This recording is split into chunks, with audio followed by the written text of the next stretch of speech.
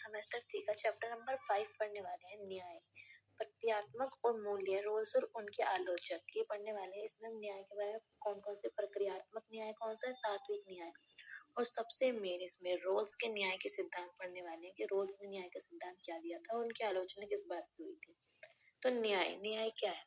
न्याय की संकल्पना प्राचीन काल से ही राजनीतिक व्यवहार में सिद्धांत में केंद्रीय भूमिका में रही है, परंतु आधुनिक युग आते आते इसमें मौलिक परिवर्तन हो गए हैं। जो प्राचीन काल से जो न्याय का सिद्धांत है ना, वो मेन पॉइंट के रूप में रहा है। मतलब प्राचीन प्राचीन भारत में भी और प्राचीन टाइम में भी न्याय बहुत इम्पोर्टेंट था और आज के टाइम पे भी। पर आधुनिक युग में अब उसका थोड़ा सा ना वैल्यू बदल गई है, अब उसमें मौलिक परिवर्तन हो गया है। पहले न्याय की परिभाषा अलग थी और अब न्याय की परिभाषा थोड़ी अलग है। न्याय का संबंध धर्म, नैतिकता, स्वतंत्रता, समानता, अधिकार, कानून, राजनीति एवं अर्थशास्त्र इत्यादि से जुड़ा है। न्याय क्या है? हमें नैतिकता, धर्म, हमें धर्म के लिए धर्म के रूप में भी न्याय चाहिए होता है, नैतिकता में भी चाहिए होता है, स्वतंत्रता, हमें स्वतंत्रता देना न्याय है, समानता देना में न्याय है, हमारे अधिकार, हमारे मौलिक कर्तव्य की रक्षा करना, ये सब न्याय है।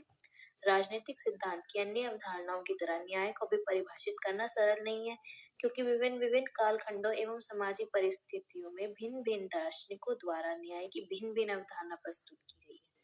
मतलब अलग अलग कालखंडों, मतलब जब से मनुष्य की उत्पत्ति हुई और अब तक विभिन्न विभिन्न कालखंडों में जो सामाजिक परिस्थितियां वो भी भिन्न रही हैं। जो पहले का समाज अलग था, आज का समाज अलग है। पहले के दार्शनिक अलग थे, आज के दार्शनिक अलग है।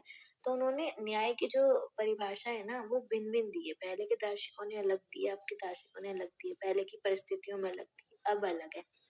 न्याय को अंग्रेजी में जस्टिस कहा जाता है। जो जस्टिस शब्द है उसका प्रयोग किया गया है और ये लैटिन भाषा का शब्द है, जस्टिया से लिया गया है। जस्टिया का मतलब बांधना और जस संबंध से है, जस का मतलब संबंध, जस्टिया प्लस जस से लिया गया और उसका मतलब है बांधना या संबंध। ठीक है, मतलब न्याय है कि उसको बांधना, जस्टिस सबसे लिया गया है ये।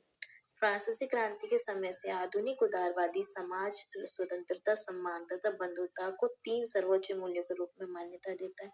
फ्रांसीसी क्रांति हुई थी, आपको पता है, उसी में स्वतंत्रता, समानता और बंधुत्व की भावना उत्पन्न हुई थी।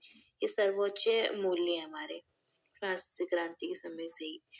न्याय किसी भी समय समाज के लिए अनिवार्य घटक होता है, क्योंकि यदि न्याय व्यवस्था हो तो राज्य में व्यापक स्तर पर अव्यवस्था, सुरक्षा एवं जिसकी लाठी उसकी भैंस की परिभाषा उत्पन्न हो जाएगी। अगर न्याय नहीं होगा तो मत्स्य न्याय जो होता है ना, वो हो जाएगा। मतलब कि जो अराजकता की स्थिति बन जाएगी, बड़ी मछली हमेशा छोटी मछली को खा जाएगी। जो प्रभुत्वशाली लोग होंगे ना, वो हमेशा छोटे लोगों का दमन करेंगे। अगर न्याय नहीं होगा तो जिसकी लाठी उसी की भैंस, वो वाला सिस्टम हो जाएगा। न्याय की अवधारणा को समझना अत्यधिक कठिन कार्य है, क्योंकि यह एक जटिल अवधारणा है। न्याय से अभिप्राय केवल कानून और कानूनी प्रक्रियाओं तक सीमित नहीं है। आधुनिक समय में इसका मुख्य सरोकार सामाजिक न्याय से भी है। अब पहले पहले जो ये वैसे तो बहुत कठिन वो है, इसको समझना बहुत कठिन है। पर जो है ना, पहले सिर्फ कानूनी प्रक्रिया, न्याय का मतलब सिर्फ कानूनी प्रक्रिया नहीं है कि हम देखते हैं भाई कानून में ये लिखा है, ये है, सिर्फ कानूनी प्रक्रिया नहीं है। न्याय जो है वो सामाजिक सरोकार भी है। न्याय के साथ सामाजिक सरोकार भी जुड़ता है। समाज की स्थिति बेहतर करना भी न्याय का ही एक रूप है। तभी हम जो समाज में जो पिछड़े वर्ग हैं, उन वर्गों को कुछ आरक्षण देकर या कुछ कर कर उनको ऊपर उठाना, बराबर की स्थिति में लाना, ये भी न्याय है। सामाजिक न्याय मुख्यतः समाज के उन वंचित व कमजोर वर्गों की सामाजिक, आर्थिक तथा राजनीतिक स्थिति सुधारने की मांग करता है। सामाजिक न्याय क्या करता है? जो कमजोर वर्ग है ना, उनको भी ऊपर उठाया जाए, आर्थिक रूप से भी, समाज में भी उनको अच्छा दर्जा दिया, आर्थिक रूप से भी वो सशक्त हो और राजनीति में भी उनकी भागीदारी हो। जो उनको पीढ़ियों से जो सुविधाएं नहीं मिली है ना, उन सुविधाएं जिससे वो वंचित थे, वो उन्हें देना, ये भी सामाजिक न्याय है। ये भी न्याय के अंदर आता है। तो न्याय की अवधारणा का विकास। यूनानी दार्शनिकों ने न्याय की अवधारणा को सामाजिक व्यवस्था से संबंधित माना है। यूनानी जो दार्शनिक थे, उन्होंने न्याय को समाज से ही जोड़ा है। मतलब न्याय सामाजिक व्यवस्था ही है। यद्यपि न्याय की अवधारणा एक न्याय का अभिप्राय लोकतांत्रिक एवं गैर लोकतांत्रिक शासन व्यवस्था वाले राष्ट्र के लिए भिन्न भिन्न थे, परंतु दोनों का इसका संबंध सामाजिक व्यवस्था से। मतलब न्याय का दूसरा ही शब्द है सामाजिक व्यवस्था, सामाजिक न्याय। चाहे वो लोकतंत्र देश हो या गैर लोकतांत्रिक देश हो, पुराने जमाने का हो या अब का हो, आधुनिक हो या पुरातात्विक हो, कुछ भी हो, पर न्याय का जो मेन रूप है वो सामाजिक व्यवस्था से ही, सामाजिक न्याय से ही है। तो प्लेटो का न्याय का सिद्धांत क्या कहता है? प्लेटो के मत अनुसार न्याय मानव आत्मा की उचित अवस्था और मानव स्वभाव की प्रकृति का भाग है। मतलब हमारे स्वभाव का ही जो हम जैसा व्यवहार करते हैं वही जो है न्याय है।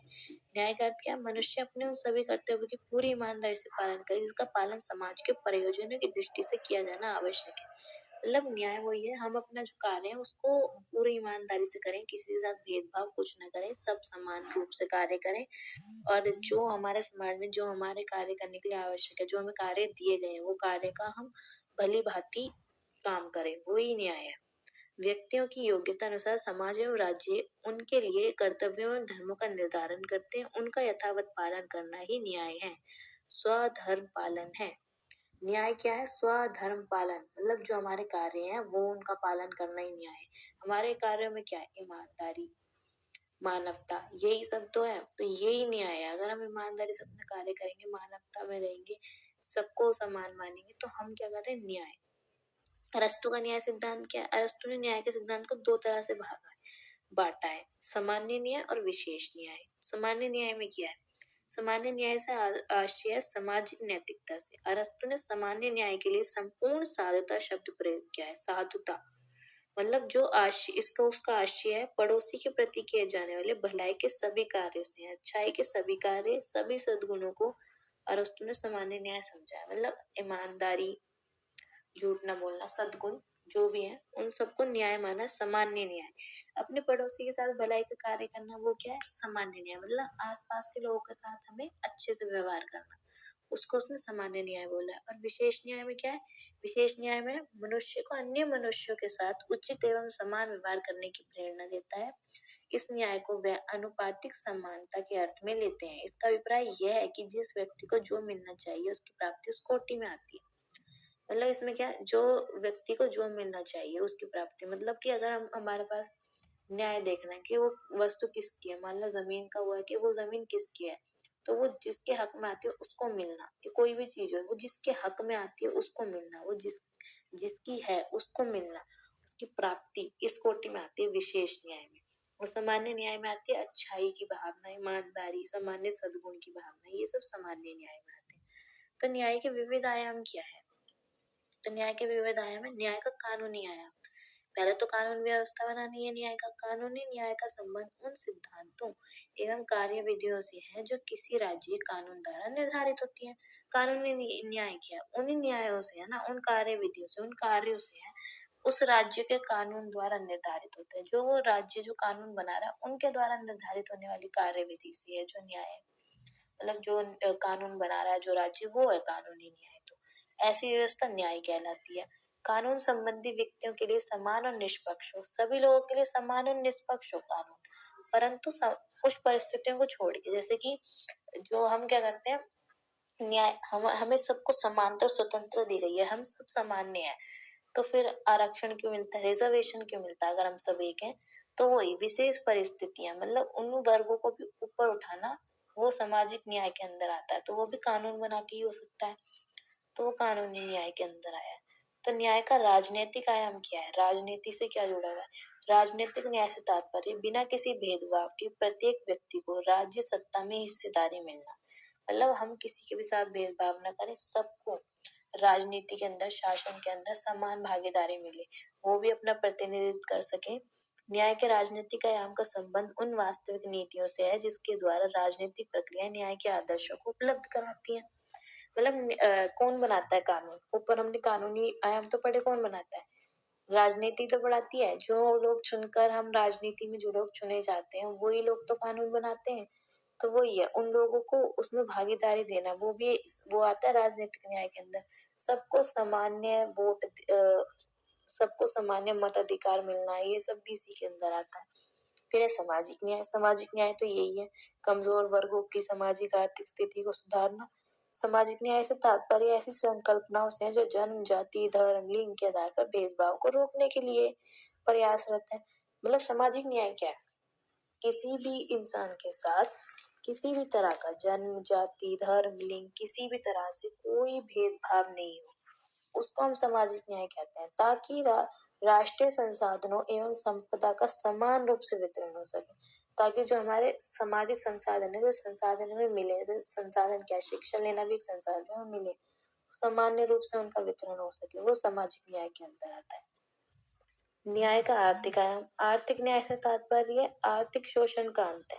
देश के भौतिक साधनों का उचित बंटवारा तथा अधिक से अधिक लोगों के हित में उसका उपयोग करना।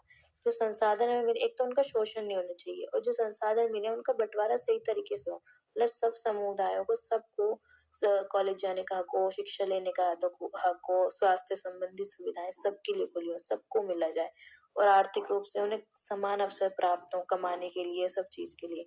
उदारवादी विचारधारा न्याय के राजनीतिक तथा सामाजिक पहलुओं पर बल देती है।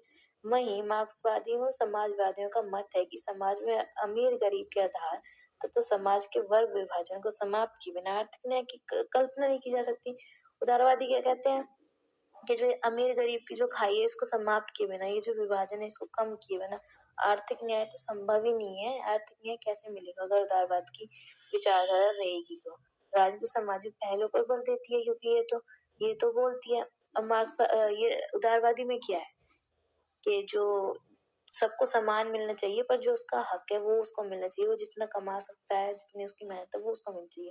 और मार्क्सवादी क्या कहते हैं, ये अमीर गरीब की खाई जो है, वर्ग विभाजन जो है, इसको खत्म करो, समान चीजों से वितरण करो, सब चीज को सामान्य सभी लोगों को बांटो, जो कमजोर वर्ग है उनको ज्यादा दो ताकि वो ऊपर उठ सके, वो ऐसी बातें करते हैं। तो मार्क्सवादी और उदारवादी विचारधारा हमने पहले भी बहुत बार पढ़ी है इसमें। तो इसके अंदर यही था, इसके अंदर न्याय का न्याय। और अब हम नेक्स्ट चैप्टर पढ़ेंगे प्रतीकात्मक न्याय और तात्विक न्याय क्या है, और रोल्स के न्याय के सिद्धांत।